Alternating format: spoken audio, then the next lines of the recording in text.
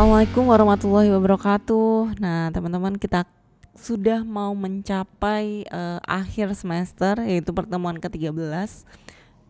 Ini adalah materi yang terakhir untuk mata kuliah sistem pengendalian manajemen. Nanti untuk pertemuan selanjutnya kita akan hanya akan mereview tentang materi-materi sebelumnya. Nah, untuk pertemuan ke-13 ini materi terakhirnya yaitu tentang pengendalian pada perusahaan jasa. Apa aja sih perusahaan jasa yang dapat dikendalikan oleh sistem pengendalian manajemen ini? Itu kategorinya ada organisasi jasa secara umum, organisasi jasa profesional, organisasi jasa keuangan, organisasi jasa perawatan kesehatan, dan organisasi nirlaba. Organisasi jasa yang secara umum, karakteristiknya ini ada ketiadaan persediaan penyangga, terus kemudian kesulitan dalam pengawasan kualitas, biasanya padat karya, dan organisasinya itu biasanya multi unit. Nah, untuk organisasi jasa secara umum ini sejarahnya kita melihat dulu sejarahnya. Jadi akuntansi biaya ini dimulai pada perusahaan manufacturing, tahu kan, keperluan untuk menilai pekerjaan dalam proses persediaan, terus dalam persediaan dalam proses atau persediaan barang jadi untuk maksud laporan keuangan.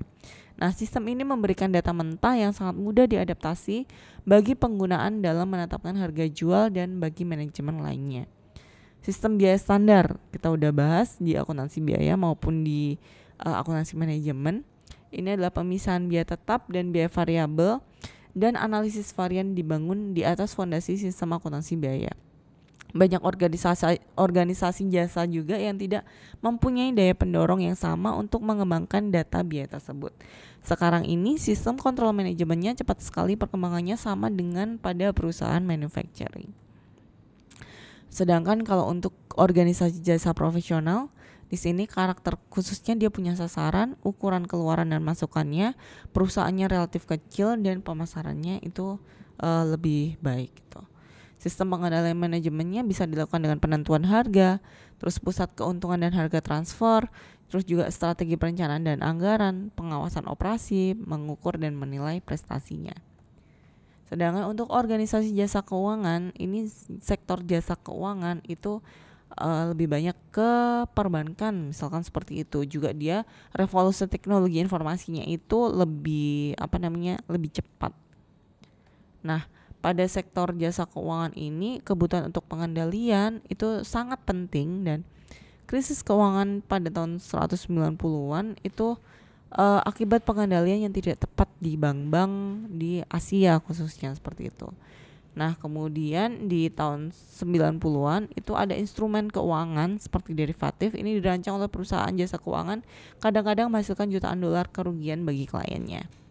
Karakteristik khususnya ini ada harga moneter, terus jangka waktu transaksi, kemudian imbalan dan risiko, serta teknologi.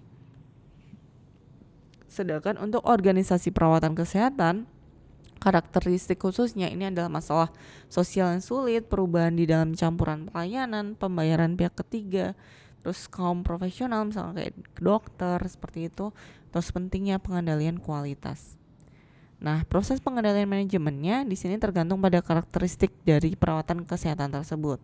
Terus juga dalam industri ini adalah sama, jadi perencanaan strategi, penyusunan anggaran, analisis laporan keuangan, penilaian kinerja, dan kompensasi manajemen, ini proses pengendalian manajemennya. Sedangkan untuk proses perencanaan strategi di dalam rumah sakit itu penting karena perpindahan bauran produknya, peningkatan kuantitas, dan biaya perawatan baru. Proses penyiapan anggaran tahunan juga masih sangat konvensional. Nah, untuk organisasi nirlaba, ini sektor nirlaba itu organisasi yang tujuannya bukan untuk menghasilkan laba bagi pemiliknya, jadi biasanya untuk melakukan pelayanan. Secara hukum, organisasi nirlaba ini adalah tidak membagikan kekayaan atau penghasilan kepada atau untuk kepentingan diri anggota dan pejabat atau direktur. Karakteristik organisasi laba ini lebih cenderung mereka sebagai organisasi jasa, adanya dominasi oleh para profesional, tidak adanya pengukuran laba, terus kurang tergantung pada klien dalam dukungan keuangan, terus perbedaan dalam cara mengatur, terus adanya perbedaan pada manajemen puncaknya, kecenderungan mereka menjadi organisasi politik, juga tradisinya tidak memadai pengendalian manajemen. Nah, pengukuran prestasi pada organisasi nirlaba di sini dapat diukur dalam satuan moneter. Jadi selisih antara keluaran dan masukan dalam bentuk uang tidak akan menjadi ukuran tentang seberapa baik organisasi itu telah mencapai tujuannya. Jadi jika pendapatan nirlaba ini melampaui pengeluaran dalam jumlah yang besar, maka pertanda bahwa harga yang dikenakan terlalu tinggi atau layanan yang diberikan kepada kliennya kurang memadai, seperti itu. Nah, untuk pengukuran prestasi biasanya menurut apa yang akan diukur. Jadi ada 3 kategori, ada ukuran hasil, ukuran proses, dan indikator sosial. Walaupun secara umum ini kurang disukai daripada ukuran hasil yang sebenarnya, namun biaya ini seringkali merupakan ukuran keluaran yang lebih baik daripada tidak ada ukuran sama sekali. Untuk pemrograman, ini proses yang penting, jadi lebih penting dan lebih menyita waktu daripada yang ada pada organisasi bisnis. Proses pemrograman pada umumnya dapat diterapkan pada organisasi nirlaba.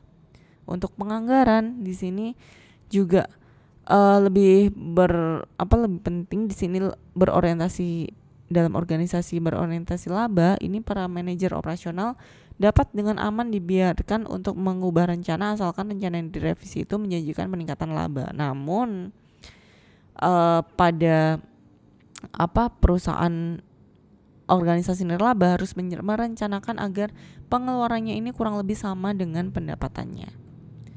Untuk penetapan harga, di sini banyak organisasi nirlaba ini memberikan perhatian yang kurang memadai pada kebijaksanaan penetapan harga mereka. Namun penetapan harga jasa pada biaya penuh sangat didambakan, sehingga secara umum lebih kecil dan lebih khusus unit pelayanan yang dihargai lebih baik basisnya bagi keputusan tentang alokasi sumber daya. Nah, sampai di sini teman-teman untuk materi pengendalian pada perusahaan jasa, dan berakhir juga materi untuk mata kuliah sistem pengendalian manajemen. Jika masih ada pertanyaan, teman-teman bisa tanyakan di LMS, dan jika masih ada pertanyaan tentang materi-materi sebelumnya, teman-teman bisa kita diskusikan di pertemuan selanjutnya. Terima kasih dan wassalamualaikum warahmatullahi wabarakatuh.